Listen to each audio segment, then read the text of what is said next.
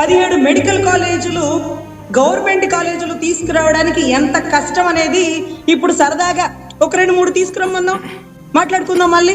So ఈ 17 medical కాలేజీలో 70% 3 సంవత్సరాల్లో పూర్తి చేసినాడు. 2 సంవత్సరాలు కరోనాతో పోయింది. ఈ 2 సంవత్సరాల్లో కూడా అతను పెట్టిన సచివాలయ వ్యవస్థ అందరికీ ఎంఆర్ఓలని ఎండిఓలని చూడలేని సాధారణ ప్రజలకి అధికారులని దగ్గర చేసింది. ఇంటింటికి వెళ్ళి పథకాలు వాలంటీర్ ద్వారా అందించింది. ఈ వాలంటీర్లే లేకపోతే రాష్ట్రం కరోనాను కూడా ఎదుర్కోలేని పరిస్థితి అయ్యేది. పోలీస్ ఆఫీసర్లు, ఎంఆర్ఓలు, పెద్ద పెద్ద అధికారులు, ఎమ్మెల్యేలు కూడా ఊపిరి పీల్చుకున్నారు ఈ వాలంటీర్ వ్యవస్థ ద్వారా. పల్లెటూర్లలో ఆ జగనన్నే నయమయ్యా, ఏదో ఒకటి వచ్చో పథకం నొక్కుతాడు, ఓ బటనన్నా నొక్కేవాడు, కనీసం పథకాలన్నా పడతాయి అనే దాంతోనే ఉన్నారండి. వాస్తవానికి వాళ్ళకి కావాల్సింది ఏంటి సార్? అభివృద్ధి వాళ్ళకి తెలియదు సార్. అభివృద్ధి నాకు అవసరం, కృష్ణాంజనేయులు గారికి అవసరం, పల్లెటూరు వాళ్ళకి ఏం అవసరం సార్?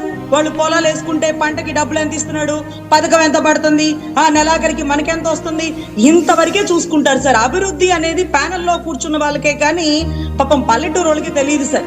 సో ఇటువంటి పరిస్థితుల్లో మీరు అన్నట్టుగా పై లెవెల్ కి మాత్రం కూటమే, కానీ గ్రౌండ్ లెవెల్ కి మాత్రం కూసాలు కదుపుతూ